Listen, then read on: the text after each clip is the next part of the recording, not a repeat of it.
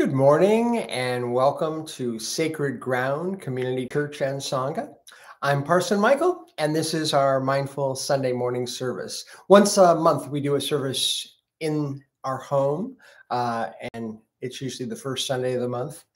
And we begin the services almost always with the mindfulness bell.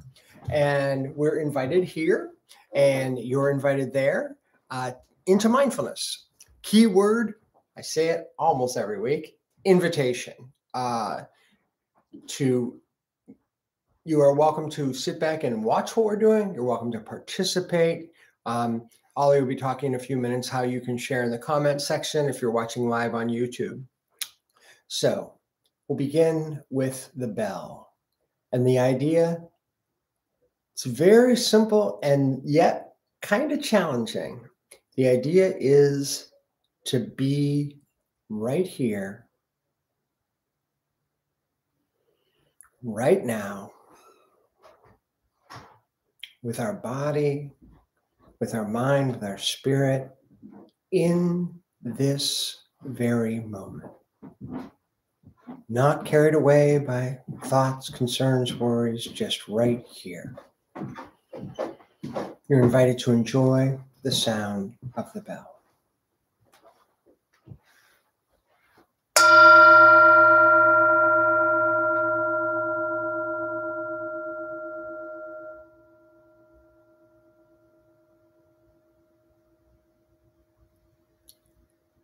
I'll invite that bell to sound one more time. And our focus today is joy.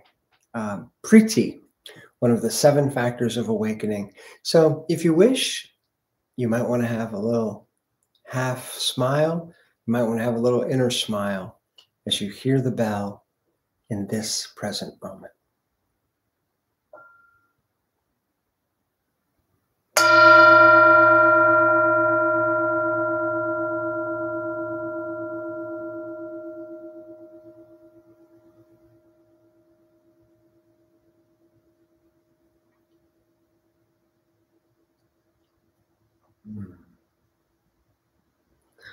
I invite you to just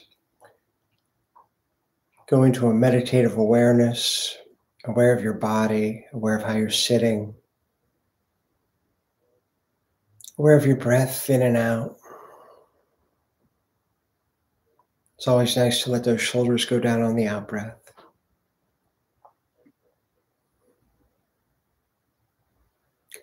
And I'll invite us into a space of prayer.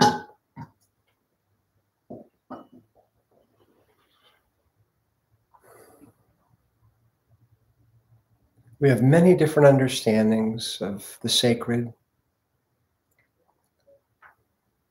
within us, the sacred around us. People you know and love may have very different understandings. And I believe at least that's okay.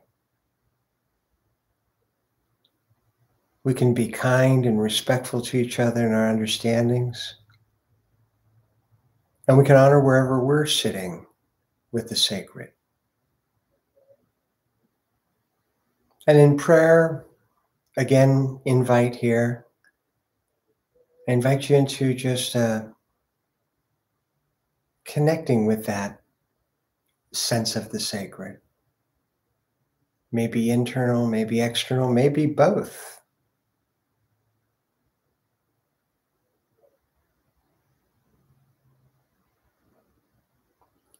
And we ask ourselves questions, maybe frequently.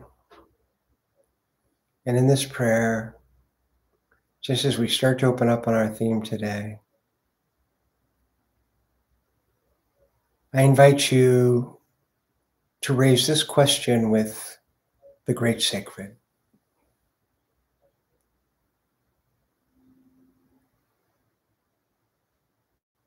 Oh, great sacred,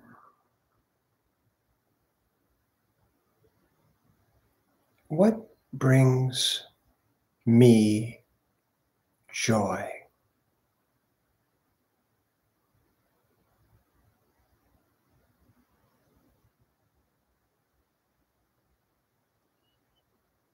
Oh, great Spirit,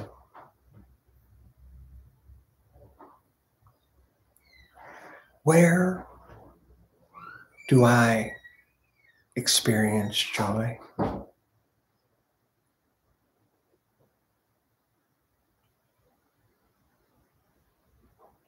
How do I find joy, especially in times of trouble, worry, stress, times when problems and barriers and obstacles and fears and anxieties arise?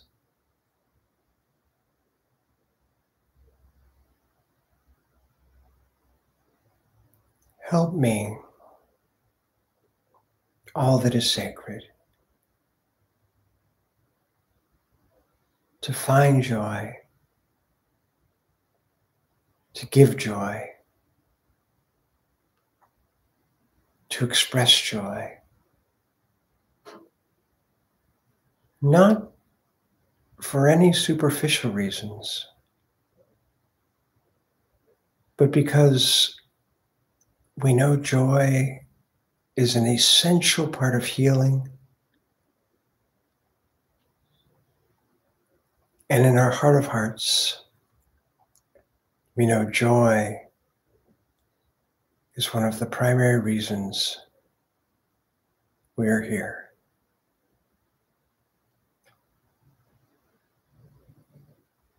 We give thanks to all that is sacred for listening to our questions, the quest ions, the quests we are on.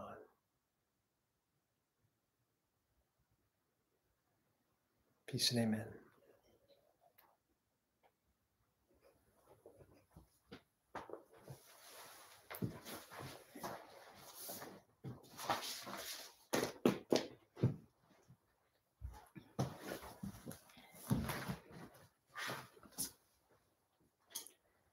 So again, thanks for joining us, people that are here with us, and those of you who are joining us on YouTube. And just a reminder for those of you joining us on YouTube, there's a live chat. We'd love to hear from you if you're joining us. We're going to be doing prayers later. We're going to have a reflection time. But anytime you'd like to chime in, we'd love for you to join us in the live chat. So, so I'm going to lead us into a little bit of a guided meditation. I'm laughing.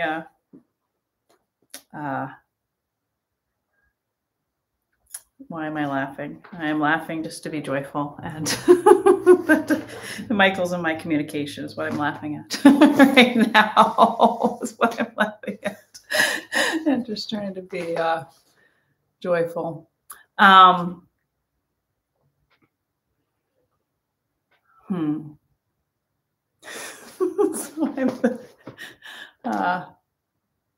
here online. So. Mr. Rowley. I'm sorry. Oh no. I just that was kind of my my kind of meditation. So I was just kind of thinking about joy. What happened? So I'm gonna laugh with you guys. So Michael and I this morning, so he leads us in a prayer, and then I lead us in a guiding meditation. And so this morning I kind of said to him, so I'm gonna make sure you do your prayer because I have a guided meditation. So please don't do a meditation. Please don't do a meditation because I'm going to do a prayer. And so my guided meditation was putting us into the thinking what brings us joy. That's my guided meditation.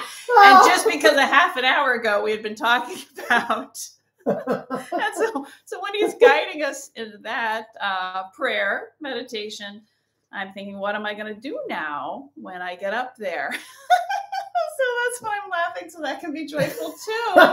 But so we can just laugh about it, and that's wonderful. So it's just what it is that we are so connected that it happened a number of times. So actually, I'll guide us a little bit more into there, and So yeah, Michael's saying yeah. So I will guide us a little bit more. So I'm going to have us just go back into that space of thinking about joy. But I'm going to have us go back a little bit more. But I'm going to have us first take a deep breath in,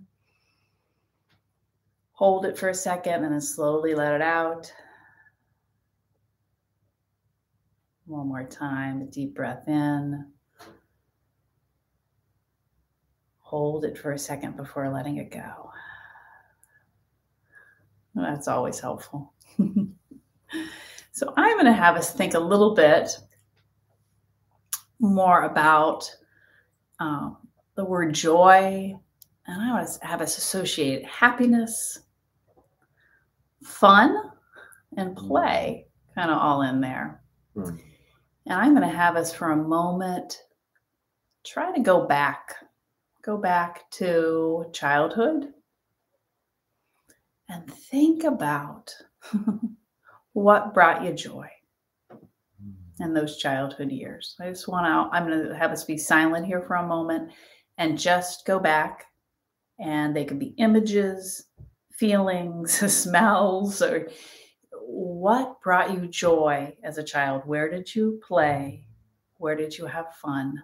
What brought you happiness? So just about 30 seconds of musing on that for yourself.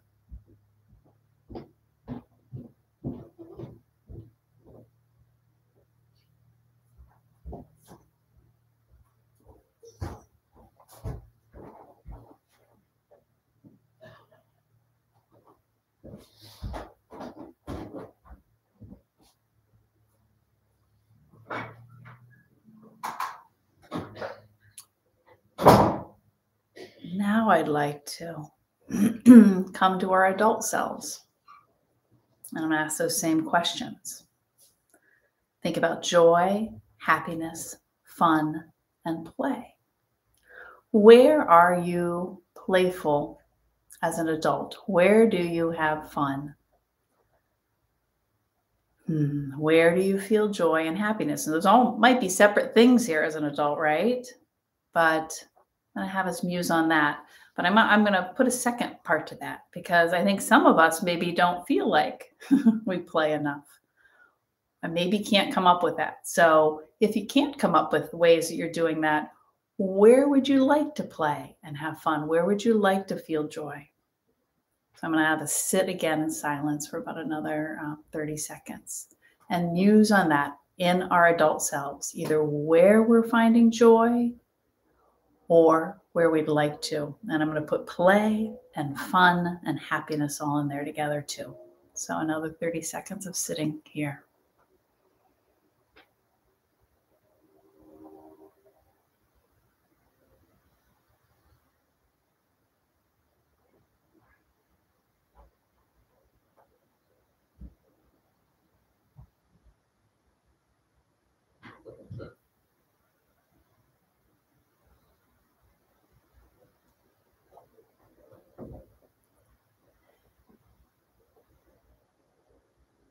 And now I'm going to have us just go back for a few seconds to that childhood joy. And I want you to imagine yourself as this child having fun, being happy, feeling joy. And I want you to really imagine yourself, and then imagine your adult self hugging that child. Bringing that child into yourself, like that child's still there in you. And by hugging that child, can you access, that joy, that childlike joy that we all had at times? Even if we had a hard childhood, there were moments of joy. Can you access those just for a second and bring it in to you? Where can we have that childlike joy now? Where can you feel it? Where can you live it? Where can you find it? And so that's the question I'm going to leave you with here in this meditation to go forth with this week, this month, this year. Where can I find the joy? Where can I play? Where can I let loose in healthy ways? With that, let's breathe in again together. Hold it, breathe out. Gently open our eyes. Feel the gratitude. Peace and amen.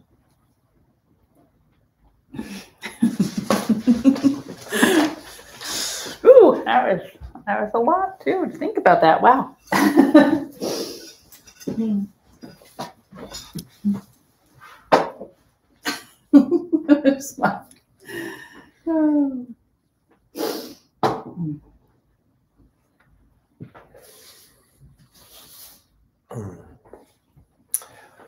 Our first reading comes from, sorry.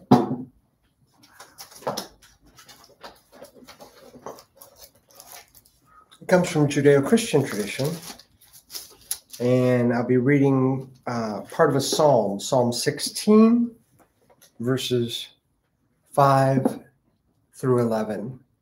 I don't know if I mentioned at the beginning, we always, and many of you have been watching for a while know this, we always do a melding of East and West. You see the image of Thich Nhat Hanh there. He was a Vietnamese and Buddhist monk, and he wrote books like Living Buddha, Living Christ, and Jesus and Buddha as Brothers. And we do our best to try and embody that, to offer the beneficial teachings of Buddhist tradition, Christian tradition, as well as traditions of Mother Earth.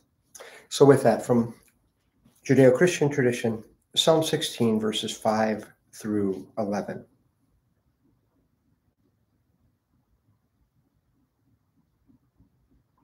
The Lord is my chosen portion and my cup.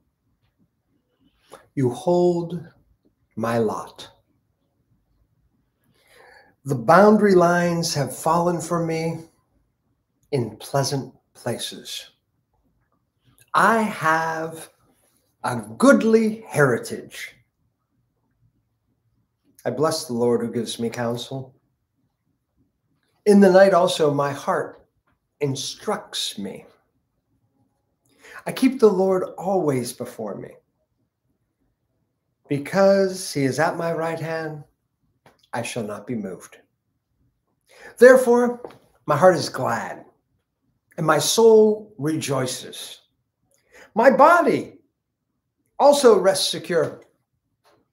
For you do not give me up to Sheol, or let your faithful one see the pit. You show me the path of life. In your presence there is fullness of joy. In your right hand are pleasures forevermore. From Psalm 16.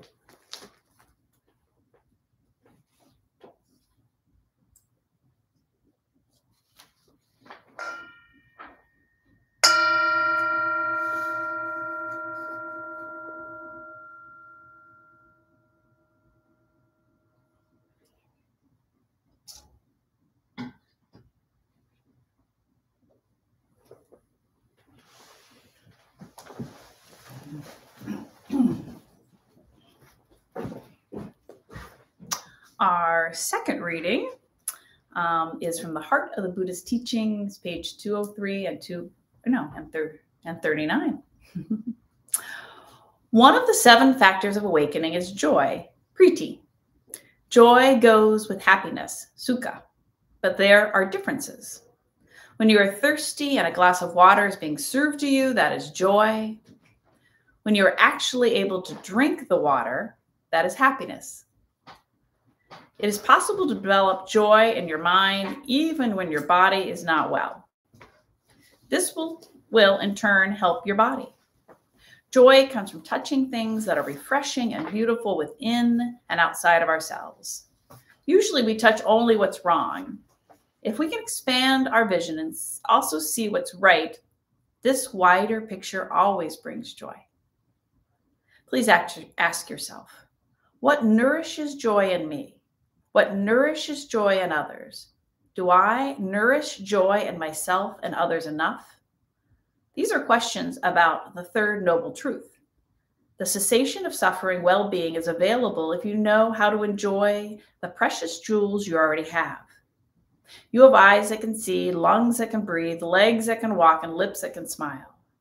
When you are suffering, look deeply at your situation and find the conditions for happiness that are already there, already available. That's the end of the second reading.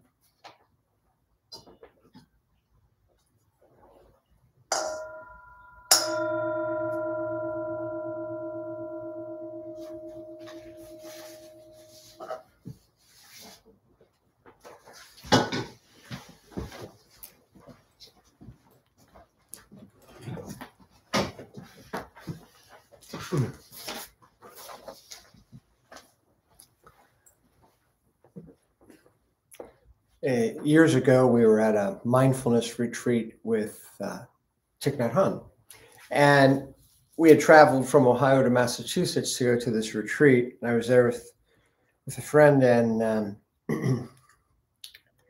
and Ollie and I were there as well, and we had friends with us as well. And my friend and I were talking. My friend John and I, after this Dharma talk by Thich Nhat Hanh, we're so excited, energized to be there with Thich Nhat Hanh. And we're both like, all he talked about was breathing. He just talked about breathing in and breathing out. Like, did we come from Ohio for this? And he did talk about many other things over the course of the retreat, but the first Dharma talk was on the breath. And what Thai often says in many of his books, perhaps in all of his books, is he speaks of either directly or indirectly about the joy of breathing. Mm-hmm. And taking a breath in and taking a breath out, that is joy. And, in that moment, even though I was right there, I didn't quite get it. So with that, we're going to sing a song about breathing, which we oftentimes sing here. The song is Breathing In, Breathing Out.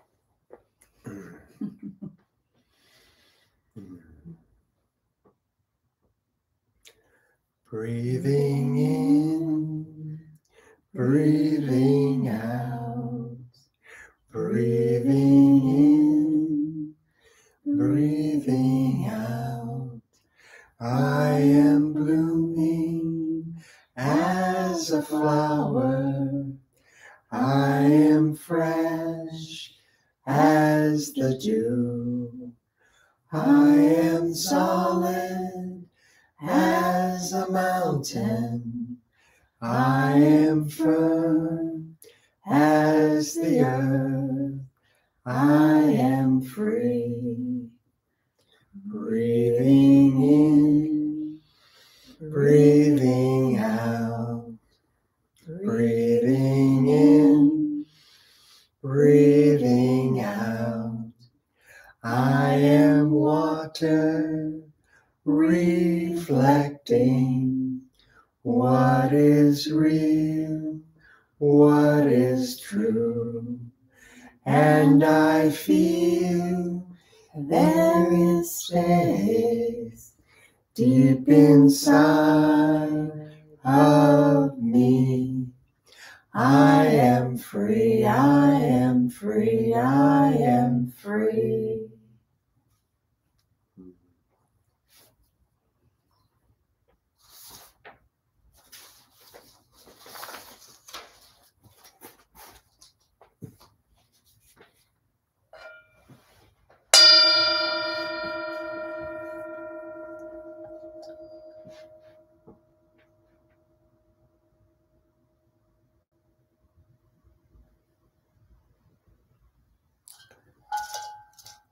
So we've been talking about, for the last 5 weeks, this being the 6th week, the 7 factors of awakening. And I will read these to you. This is from, again, Thich Nhat Hanh's The Heart of the Buddhist Teaching. The 7 factors are mindfulness, which we'll talk about next week, investigation of phenomena, diligence, ease, concentration, letting go, and joy. And I think one of the real gifts that Buddhism has brought for me is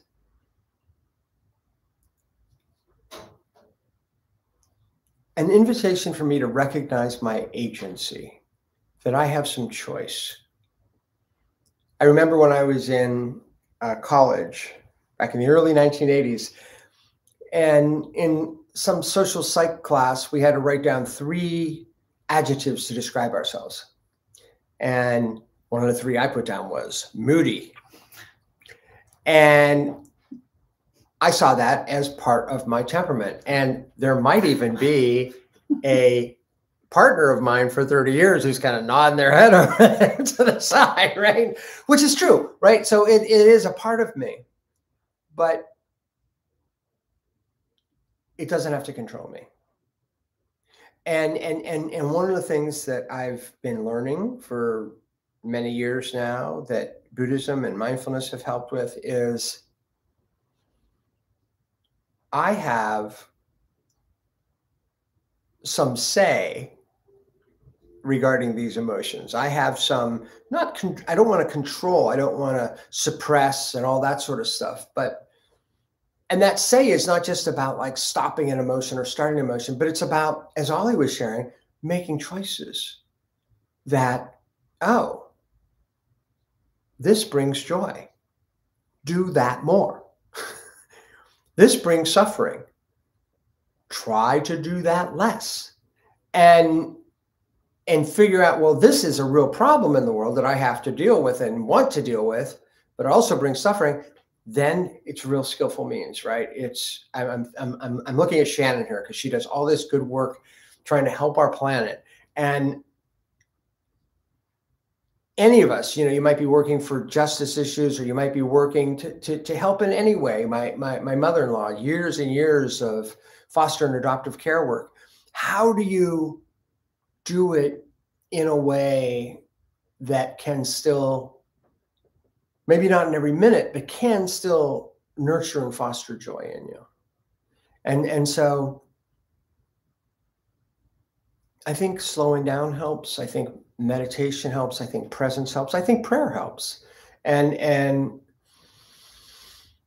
Thich Nhat Hanh also says, who do we surround ourselves with, right? If we surround ourselves with people who are really, really always seeing the glass half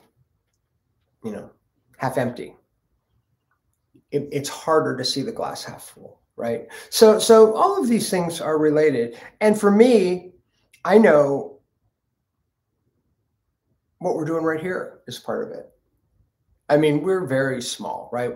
There's not a gazillion people here. There's not a gazillion people online right now. Maybe someday there will be. That's fine. Fine if there is, fine if there isn't. I know that this feels right for me. To be wrestling with this stuff, to be sitting here in a room with folks and meditating and praying, and to be sharing our thoughts online, to be sharing lovely teachings with each other, that all helps to bring joy in me. You'll find me at the coffee shop oftentimes with my spiritual books open, trying to nurture that joy in me. And again,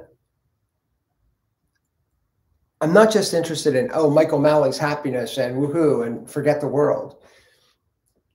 This is the interbeing thing. It's all linked, because I'm not going to experience real joy if I'm just being self-serving, or if I'm just being narcissistic or whatever. So those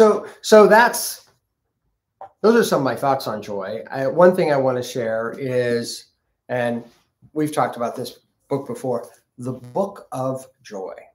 And I'm going to read just from the inside flap a little bit on this. This is by the late Desmond Tutu and Dalai Lama with Douglas Abrams.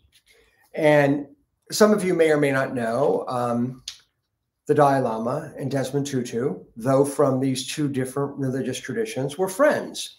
And it says that you know, Desmond Tutu, more than 50 years in exile. I'm sorry, Desmond Tutu, the violence of oppression of apartheid, and then the Dalai Lama, all those years in exile. And it says here, despite their hardship, or as they would say, because of it, they are two of the most joyful people on the planet. In 2015, they got together to celebrate the Dalai Lama's 80th birthday and to create what they hoped would be a gift for others, to look back on their long lives and answer a single question. How do we find joy in the face of life's inevitable sufferings? And I'm going to pause right here.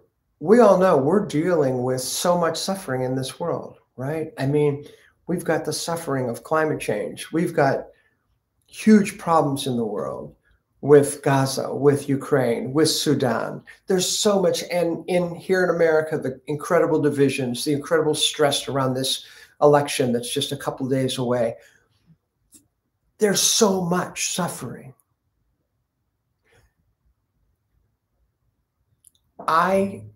As I search for joy, some person who's kind of had a cushy life or whatever, they might write a book on joy and it might be wonderful. It might be powerful. But when I see these two guys dancing, by the way, together, when I see these two guys who've been through so much, who are still talking about joy, then that I'm really going to listen. And it says here, they traded intimate stories, teased each other continually. I'm from Youngstown, folks. I'm a big advocate of blue-collar Buddhism. I am going to be teasing people, and I expect to be teased. Now, we have to be careful. We need skillful means because you don't want to hurt people's feelings. You don't want to step on each other's toes, but you want playfulness. We want room for goofiness. I see so much self-seriousness in this world. It drives me crazy. Anyway, and they shared their spiritual practices. By the end of a week filled with laughter and punctuated with tears, these two global heroes had stared into the abyss and despair of our times and revealed how to live a life brimming with joy. I submit that it's no accident that it says filled with laughter and punctuated with tears, because it's about being authentic. It's about being real, and it's about shedding the walls that keep us from our true selves. I remember once I had one of the hats I wear is a storyteller, and I had a workshop with one of the premier storytellers, Donald Davis. This is decades ago. And he was talking about stories, and he said to this group of storytellers, he said, what's the opposite of a sad story? And of course, somebody says, well, a happy one. He says, no, a boring one. He said, sad and a happy story, those are both interesting stories. He says, then there's the uninteresting. And I think we sometimes don't realize how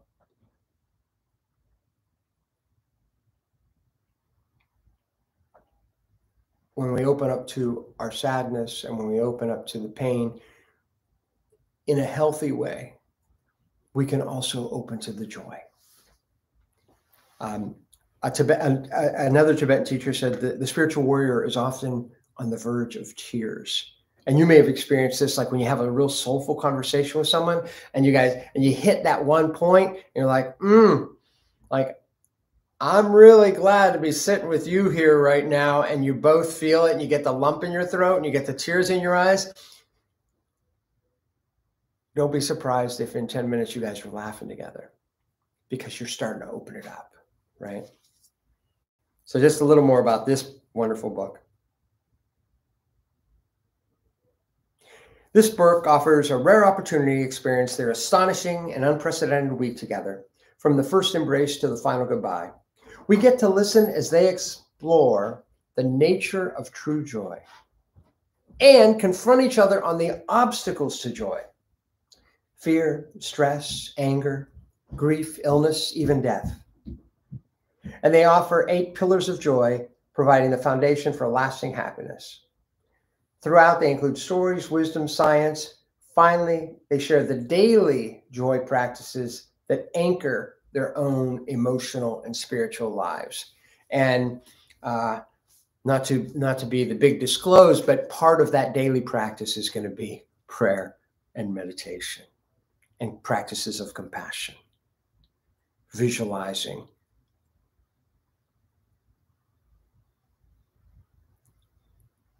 We're in an amazing place. I don't know if you've looked lately, but it's pretty different than like the moon or Mars. There's a lot going on here with the trees and the birds and the insects and the animals. And I don't know if you've gone out and looked around, like all the different kinds of people and the things they've made and the music they've made and the stories they make and all the different ways they think about all kinds of different things. There's so much that's amazing here. Yes, there is so much that is heartrending. Yes, there's so much that is wrong. And we have to work on that. But here's the other part of the deal too. If you're Mr. Gloom or Miss Doom, you can work on it for a little while. One is how long, right? And 2 is how much effect are you going to have? Joy is fundamental. And we lead, and Ollie so beautifully with bringing us back to our childhood memories. Look to the children. Look to the children. As Jesus said, they will be led by the children.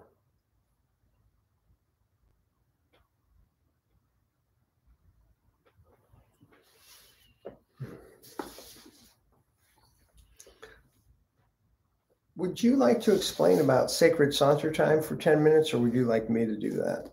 I can explain about it. I won't take 10 minutes to explain about it.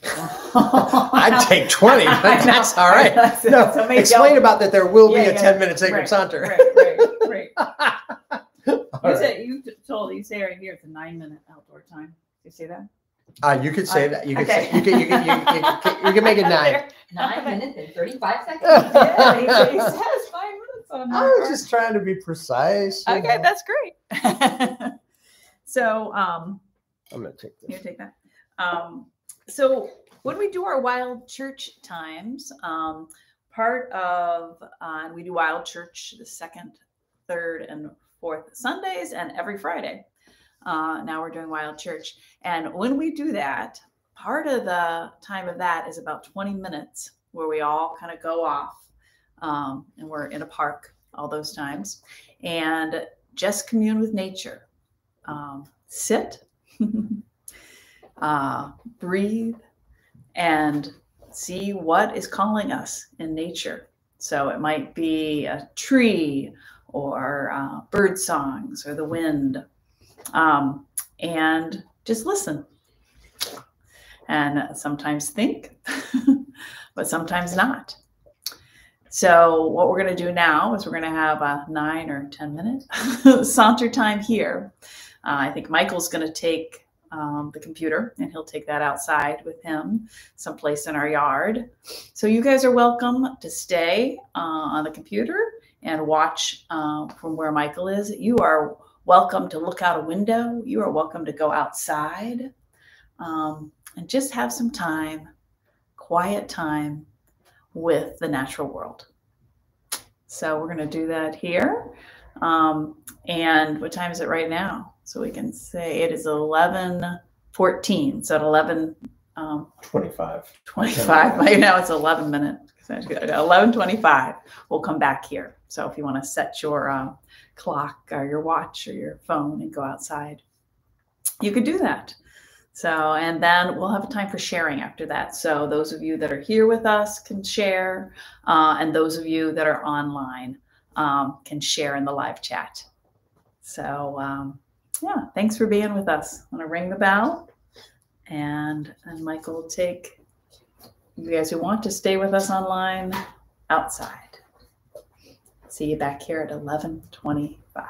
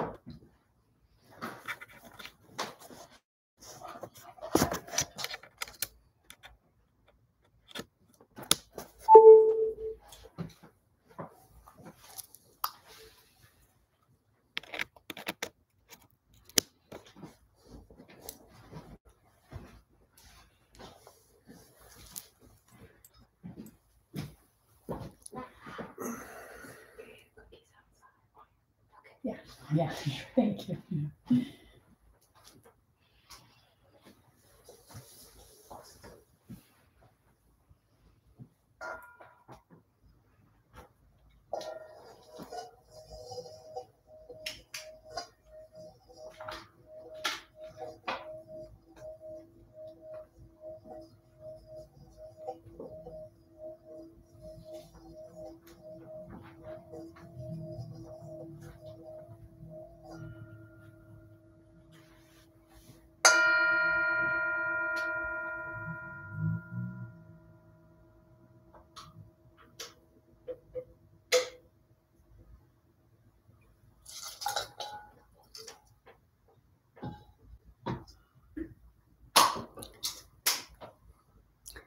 So we're going to take a couple minutes and just, if anybody wants to share from their saunter time, could be from their time in nature, could be from today's readings or meditation or prayer or just other thoughts, other things that are in your heart.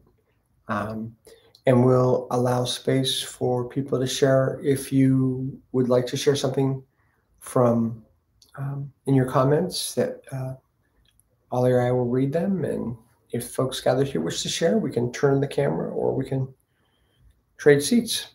So, yeah. I'll invite the bell to sound and then we'll open it up for any sharing.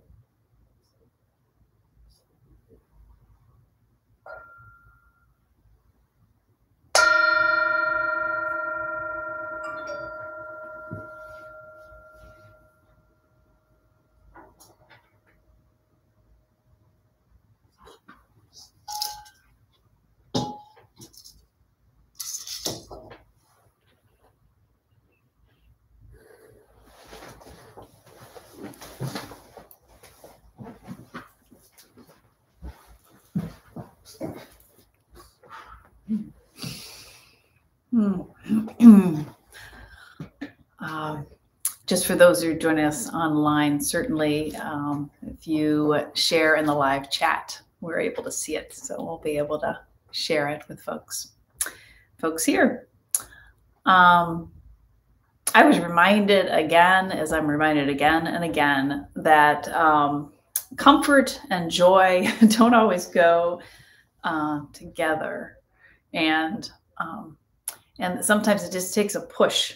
So like just going outside, like just a little bit of push. Okay, we're going to get up, we're going to go outside. And there's reluctance in me to start moving, but going out, and I kind of walked through our garden a little bit and looked down. I was looking at we have sorrel that comes up in the fall and the spring.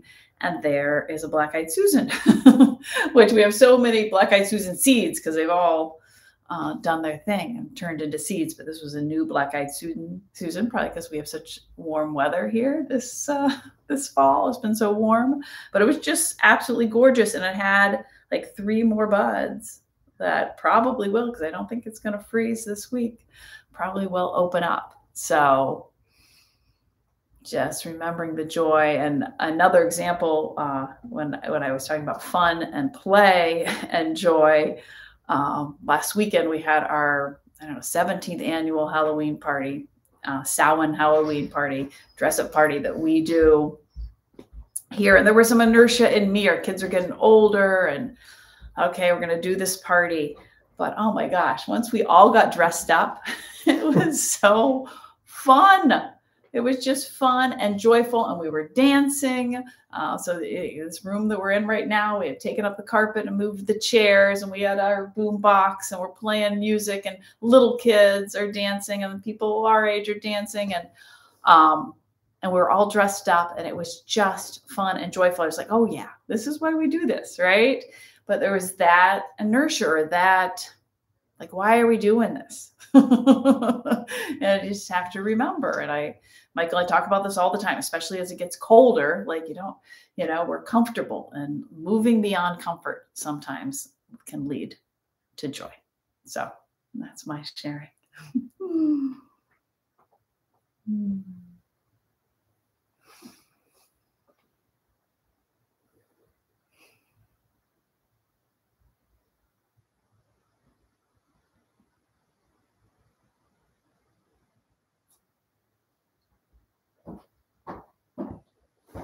Shannon bowing in. Do you want to come up here? Sure. Okay.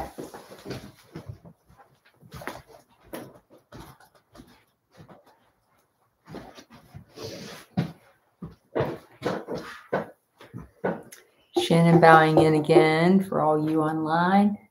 Thank y'all for being here. There are lots of things that are going through my head, and during the saunter time going through my head about joy. I want to focus on one thing that's really, I never really thought of as joy. I didn't really understand until probably the past 4 or 5 months, because I've long been, as Michael mentioned, really focused on caring for the environment, caring in the ways that I can do. There's small ways. We can all do small things, whatever they are. But so often I didn't find my people. And I just discovered this wonderful podcast with Alan Alda as the host. And evidently he's done this for over 20 seasons. So I don't even know what that means. But it's awesome. It's called Clear and Vivid.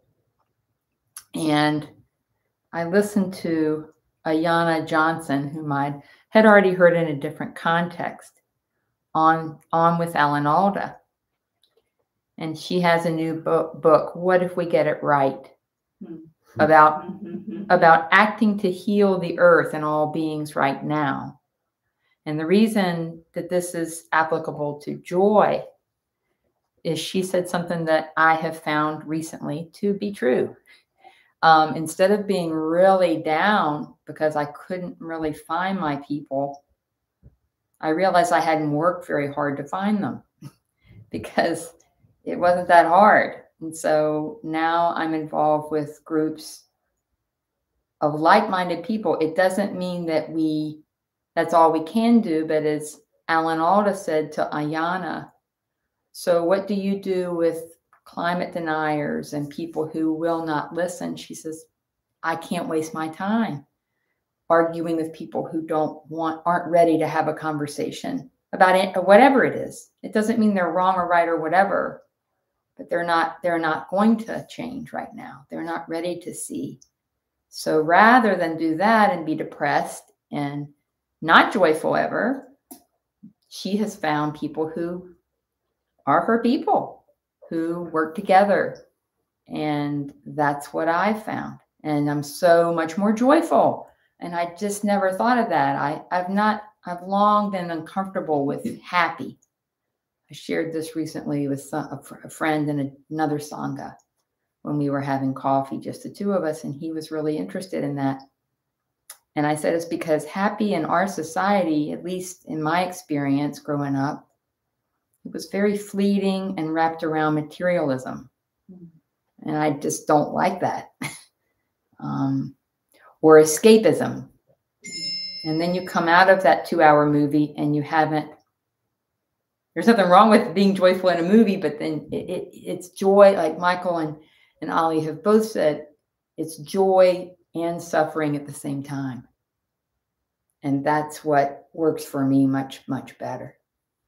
So, but yeah, I do recommend that. Alan Alda, I mean, maybe you all know, it's pretty wild. He talks with a whole bunch of people. So pretty cool. Shannon bowing out.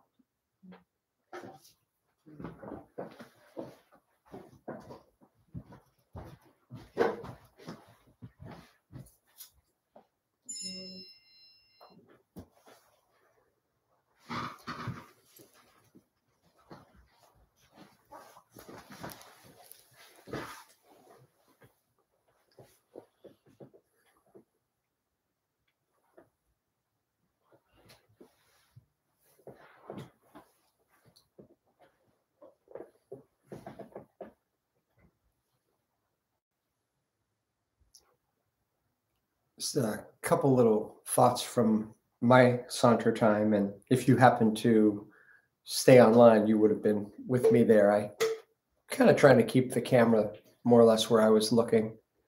But if it felt a little jiggly at one point, that was because I was taking off my sandals and my socks.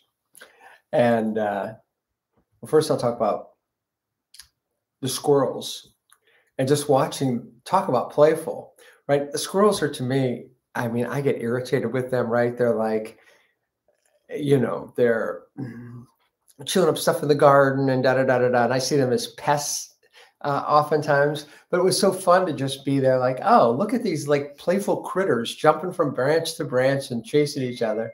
So there's a little message there for me, right? In terms of what eyes am I putting on any event. But then the other thing, and, like a little thought is coming into my head like that. The micro actions might be really related to joy sometimes.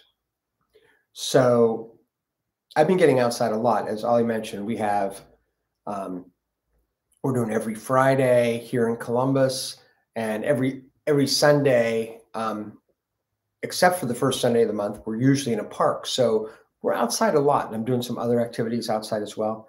And I'm sitting out there and I'm just like, oh, it's pretty warm out today. I don't know what the temperature is, maybe in the 60s or something, but it's pretty warm.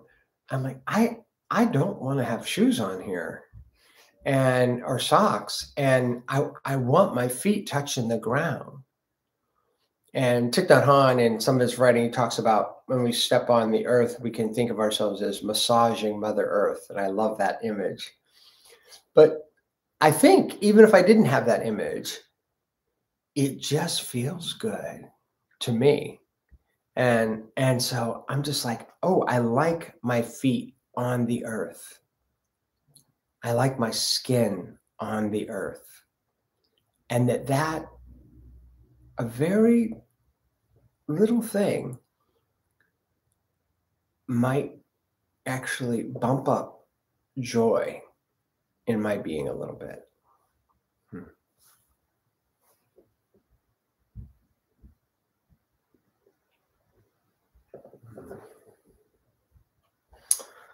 Do you want to do we want to do joys and concerns? Mm-hmm. Very good.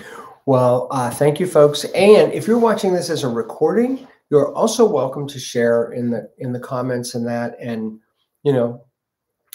oftentimes people can't see it right, on Sunday morning or whenever the live broadcast is. So, if you share something there, you might bring a little joy to some others.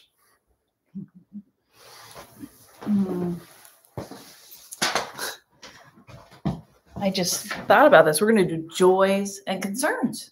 I hadn't, prayers, joys and concerns, but that's what we do here. So those of you that are here with us live here in Columbus can share.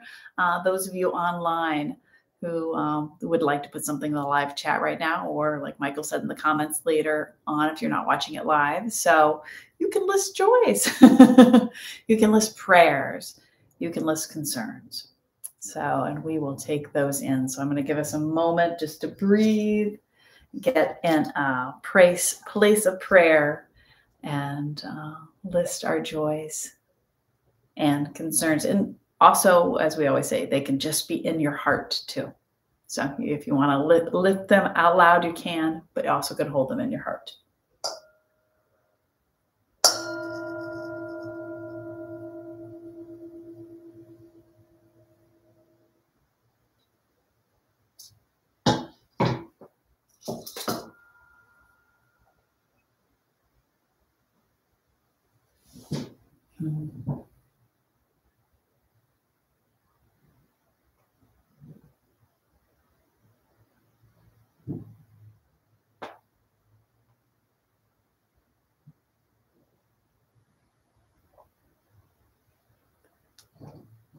Well, I'm going to list a concern. Just, I know a lot of us, wherever we are on the political spectrum this week, I think building up to the election here in the United States, there's just a lot of tension and anxiety. So prayers that we can move through this, whatever the outcome, that we can go towards greater harmony, greater togetherness, and shared, find those places where we come together. And certainly a joy in just being here this morning.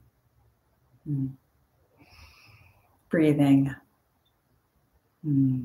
Oh, one more, and a joy that our youngest child, our fourth child, turned 18 last Friday. So Michael and I have been parenting for a long time. So for like 37 years, because our oldest child is 36. So 37 years, I was pregnant ago with her. I've been thinking about kids, and you keep thinking about them all their lives. Doesn't matter but there's a shift. There's a shift when they're 18. So no children under 18 in our house. So for the past 37 years there have been. So we'll see how this goes. So a joy in that, and for him as he goes off in the world, as I hear him upstairs.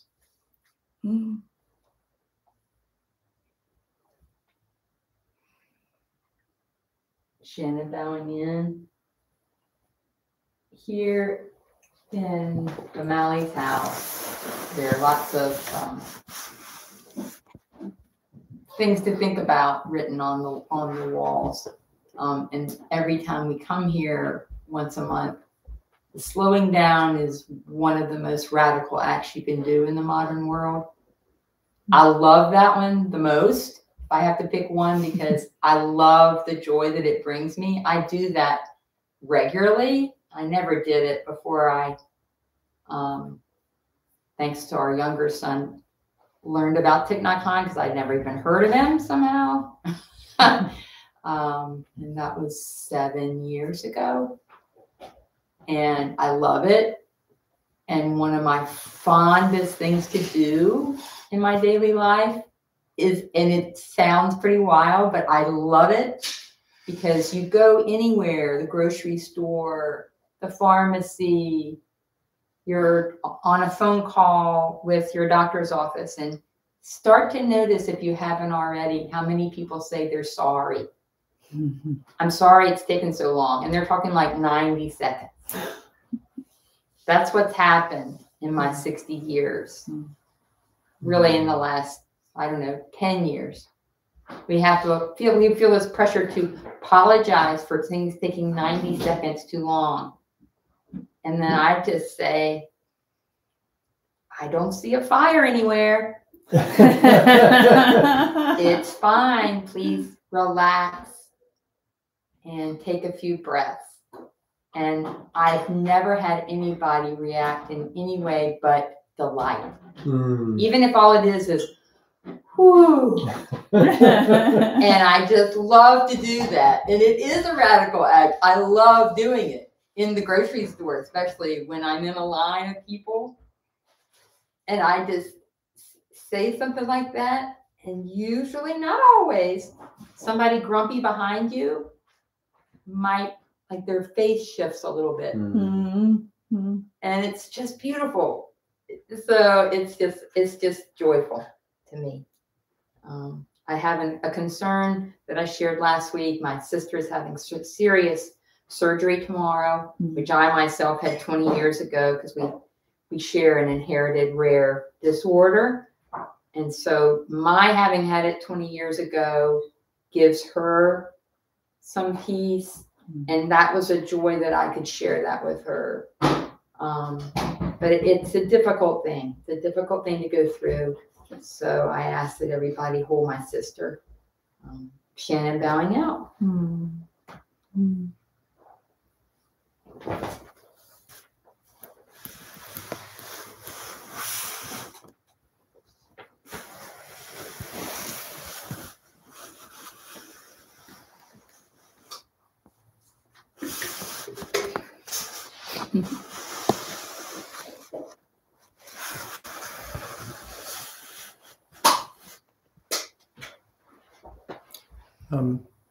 I'll start with a concern, Some of you may have heard, I heard on the news this week, I think I mentioned it earlier, Sudan. There's been an ongoing war there, but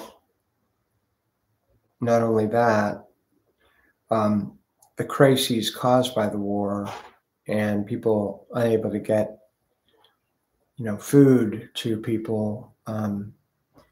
It sounds like there's risks of this being the worst humanitarian crisis in human history. And of course, we have plenty of international concerns, and I don't share that with thinking that, bringing our anxiety to it is worthwhile, but if we can open our hearts towards that region of the world and just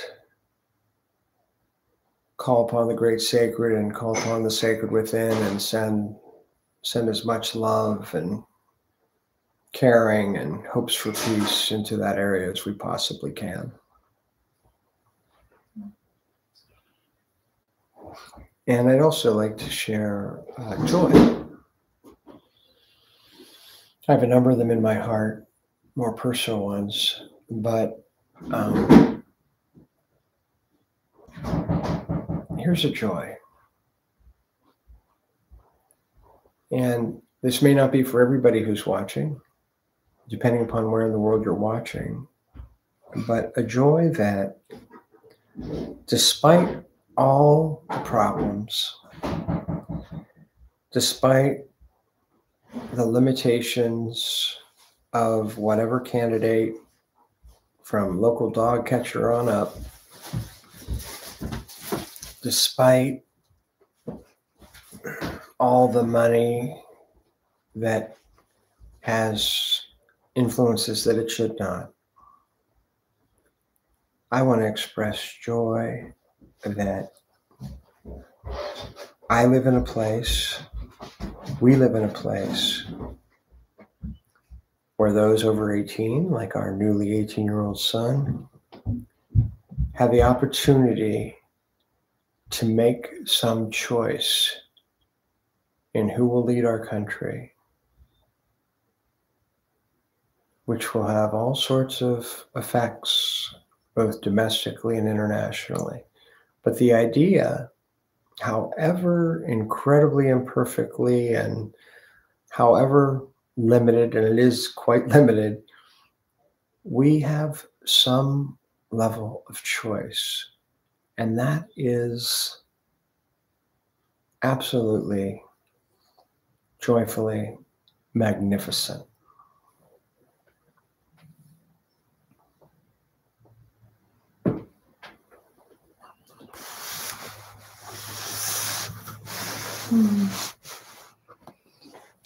And for all these joys and concerns and prayers mentioned aloud and on our hearts, we lift them up to the great sacred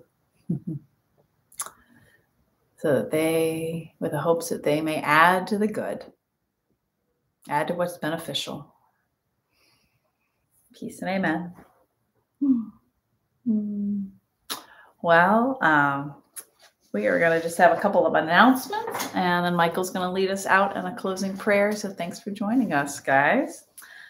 First announcement is Michael and I are talking about our book again. This is our book, A Buddhist Christian Mother Earth Christmas, which is available on Amazon. So if you, it's 41 days of mindful musings. And so there are 41 entries that start the day before Thanksgiving and go all the way through January 6th, Little Christmas. And there are activities or suggestions of thoughts after each entry. So if you're interested in this, you can get it on Amazon. It's a good time to get it because it'll be here before Thanksgiving, which crazily enough will come to us here in about 4 weeks. The next announcement is on Wednesday. So this Wednesday, including, we have a meditative mindful Bible study that is available online. It's available on YouTube. You can look back. They're, of course, on our YouTube channel, the previous ones. It is at 4 o'clock, from 4 to about 5:30. And if you want to join in the conversation, you could also join us on Zoom. So if you get on our email list, you can find ways that you can join us on Zoom too, because it's on Zoom and on YouTube. And that's on Wednesdays at 4 o'clock. And again, you can watch it later and put your thoughts in the comments. That's very welcome too. Fridays, including this Friday, November 8th, we meet at 4 o'clock here in Columbus at a park near OSU. And again, if you are interested in that, and you get on our email list, you'll get more information about that. But that is a wild church service on Fridays. And then next Sunday, we will be at a wild church service for the people that are here in Columbus. Again, if you're long distance and you're on our email list, we'll send you the readings. So if you want to do something on your own, you will get our readings and some information about what we're doing. We'll be live on a Sunday in 2 more weeks, and that'll be at a park for our wild church service. So thanks for joining us today. Oh goodness. And if you want more information, go to theholynow.org. You can contact us. You can get on our email list. You can get the full fall schedule, and you could donate and support our work here. So now we'll lead it over to Michael so that he can end us in prayer.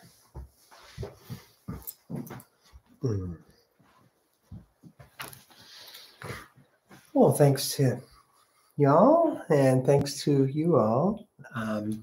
Yeah, as Ollie said, if you're not on that email list and you'd like to be on that Wednesday Zoom call, you can go to the contact page and ask to be, what's the Zoom, or can I be on the email list? And then we'll make sure you get the Zoom information for that. And in terms of this coming week, we'll be at, for those in the Central Ohio area, we'll be at Tuttle Park on Friday. We'll be at Sharon Woods on Sunday. And again, you can be on the email list if you need more details about that.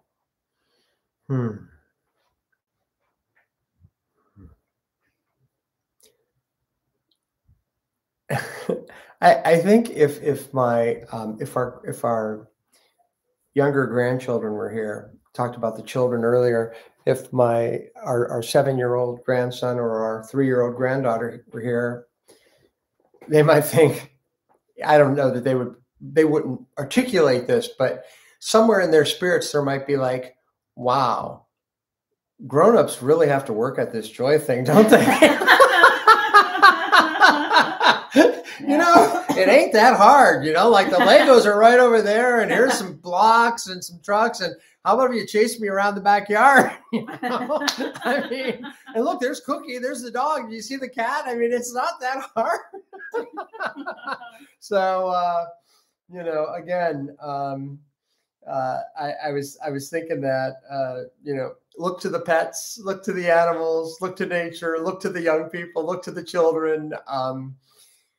We have plenty of teachers available, along with Thich Nhat Hanh and the late Thich Nhat Hanh, the late Desmond Tutu, and the Dalai Lama, and so many others, and the psalmist. So I'll invite the bell to sound, offer a closing prayer, and yeah, be well, folks. It's whatever. I'm in my early 60s. I've never seen so much tension around things domestically as we're seeing these days. And, it's no accident that we chose this week to share about joy, Priti. It is a factor of awakening that we all need. And again, as Ollie said, go to your memories, go to the places where you find joy. And as I shared in the prayer, which was not a meditation, by the way, as I shared in the prayer, we can call upon the great sacred to assist us with that as well. Here's the bell. Enjoy, if you wish, this moment.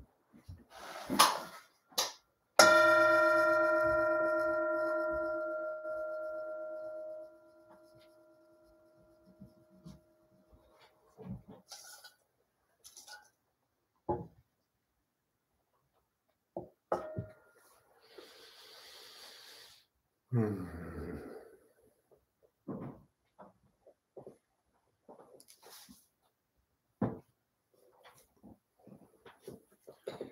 I return for a minute to Psalm 16.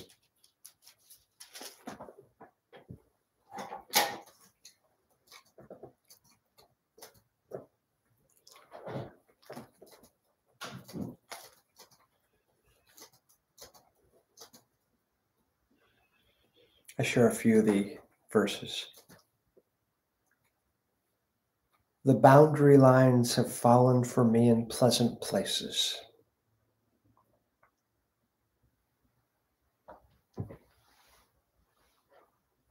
I keep the Lord always before me. In the night also, my heart instructs me. My heart instructs me. My heart is glad. My soul rejoices. My body rests secure.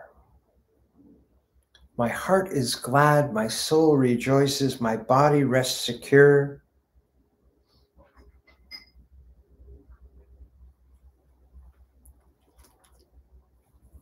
In your presence, there is fullness of joy.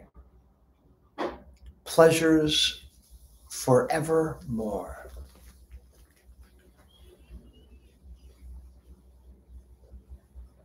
O Great Spirit, life is surely challenging, sometimes quite sad, sometimes very frustrating. We have fears and anxieties. We have jealousies. We have limitations.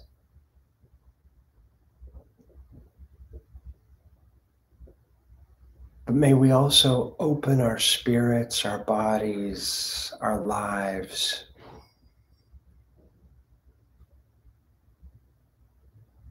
to the depth of joy that is available. May we, like Thich Nhat Hanh, like Desmond Tutu, like the Dalai Lama, never give up. Never give up in trying to help to make this world a better place, a more just place, a more kind and compassionate place. And may we,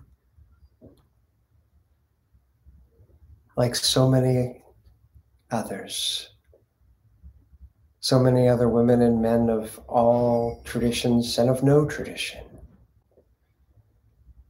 may we also recognize the place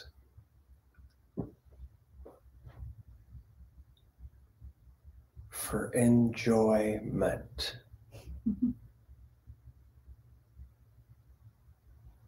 That we may live in joy, that we may laugh together, that we may hold each other, that we may have plenty of smiles. Yes, there will be tears. Yes, there will be hard times and hard things. But there were also, there is also space and place for a depth, an incredible depth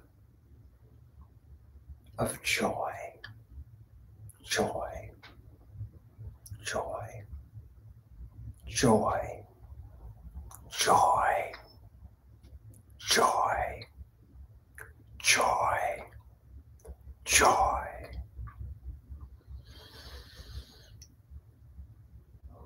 We give thanks. Peace and amen.